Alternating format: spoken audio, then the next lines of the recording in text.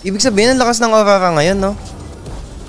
Tinalo nila yung mga yan eh. O, yung pagkatalo ng TL page nila nakita yung ano, yung kailangan nila improve. Oo. Tamo, hindi magpo-pour. Hindi magpo-pour. Naku po, level 3 lang si Kaloy. Nagko-contest pa nila yung third. Ay, Makaretri, kaso wala. Gugulangan ka talaga ng isang Carl Teze. And that's why you shouldn't give si Kaloy. Ay, utility jungle to Carl. Flicker. Uy! I-invade pa ng blue! O hindi, sa kanisayon ha. Sheesh! Naku, walang retry. Ayun lang. Ginugulangan talaga. Sabi ko sa inyo, pag yung ibibigay, rule number 1, you don't give utility, especially Pedro to Carl.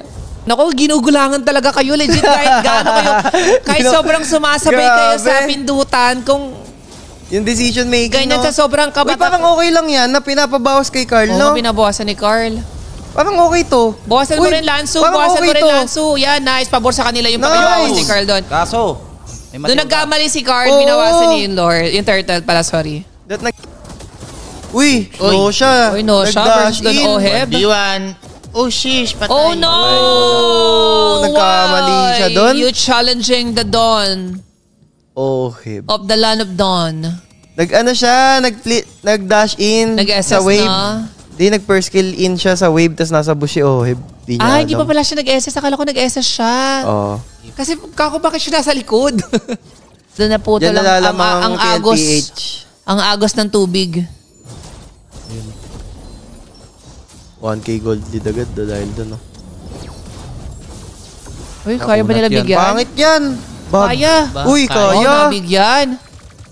Nice skill Kaso si Don Oheb. Libreng-libre. Nagsasaka. Ginagawang Moskov, yung Granger. Makaka-turtle agad,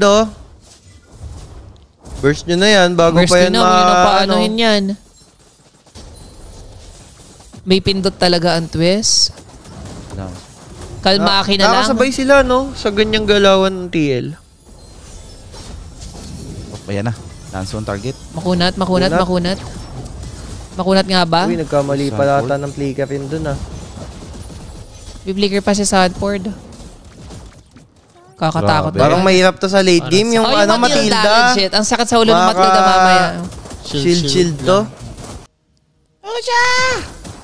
Hindi, mid ang ipupush ng TLPH. Uy, tinamaan si Sanford. Wala masyado nangyayari, MP. Sa gitna. Si Lansu, uy, mati kasi Oheb na pa-flicker. Lansu. Oh my God, Bugs. Sakit.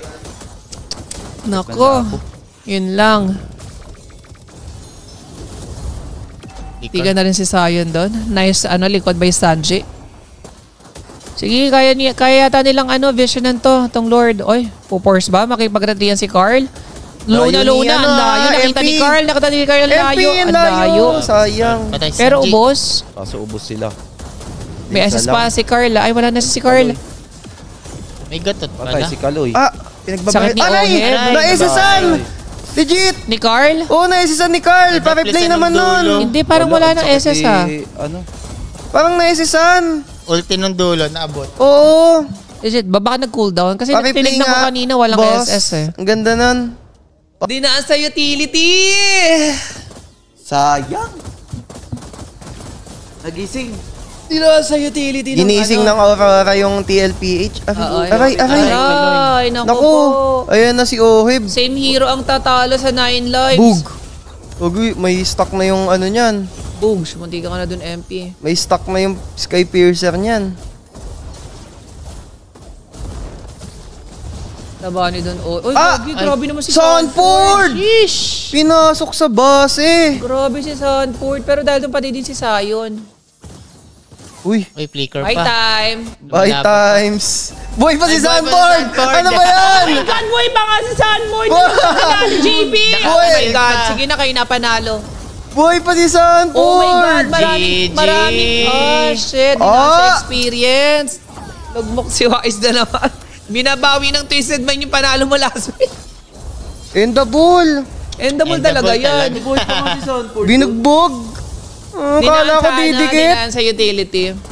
Sa utility kayo, tol. Expected natin to kahapon. Easy 2 games. Putik na yan. Grabe. Larap naman Lumbay. Nakita walang energy. Respito naman, guys, Sana mas binanda lang ni Coach Bond yung Predrin kaysa sa back shot. Game 1 na kayo, Son eh. Oo,